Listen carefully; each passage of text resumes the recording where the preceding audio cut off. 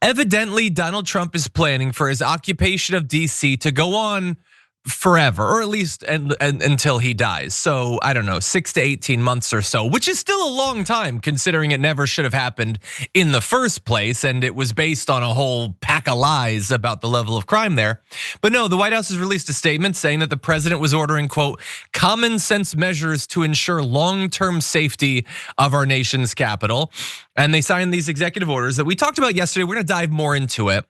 They said it would increase participation across agencies in enabling more specially trained personnel to deliver on Mr. Trump's campaign promise and constitutional obligation to make DC safe and beautiful again. Most people gloss over the section of the Constitution where it says that the president is supposed to make DC beautiful.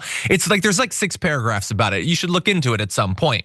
But anyway, they're creating like a permanent standing force of guard soldiers that could be called out by the White House, regardless of whether state and local law enforcement are available and able to handle civil disturbances, raising some significant legal questions, the New York Times says.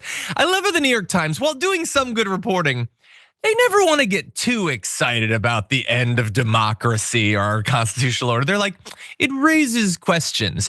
It does, it raises actually quite a few questions, like how, the military is not supposed to be a standing police force, and this is a violation of the Posse Comitatus law, and it's gonna be wildly expensive. And also Donald Trump fundamentally doesn't seem to understand that National Guard soldiers, they don't just serve for like 9 months at a time. They have other jobs. They do limited things for emergencies. You can't just have thousands and thousands of them stationed permanently in different sections of the country that you can dispatch anytime people get rowdy in a historically black city or something. That's not actually how the Guard works or the Constitution works.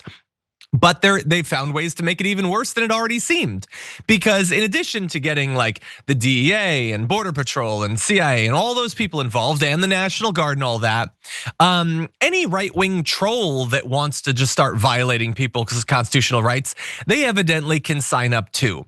Because Stephen Miller is gonna be creating this task force to create an online portal for Americans with law enforcement or other relevant backgrounds and experience to apply to join the federal agents there and deal with the crime emergency in DC. So look, law enforcement aid, sure, maybe that could help. What's the other relevant experience? Like posting on Twitter a lot? What, hosting a Rumble show? Maybe you're big on Kick, I don't know. But I just feel like this is gonna be drawing in the same way that all the big bonuses for ICE, it's just designed to bring in the worst of the worst in the MAGA movement and have them start messing with people based on their ideological and partisan goals. So that is my concern. And already, Jackson, we've got almost 2,300 National Guard troops deployed to Washington. And obviously Donald Trump and all the Republicans are claiming that it's a massive instantaneous success, that there's basically no crime anymore in DC. And it was better than instantaneous. In fact, weeks, months before they did it, crime was down significantly in DC. That's how successful it was. It turns out that that's how it works. But anyway, so look, we've seen this in DC. It's coming, I guess, to Chicago, to Manhattan, to San Francisco, to like 19 different states. Jackson, they're outside your house right now. What do you make of all this? Yeah, they coming, and definitely send in the troops to battle the blacks and the browns and the gays. San Francisco, send them in there. Got to round them all up.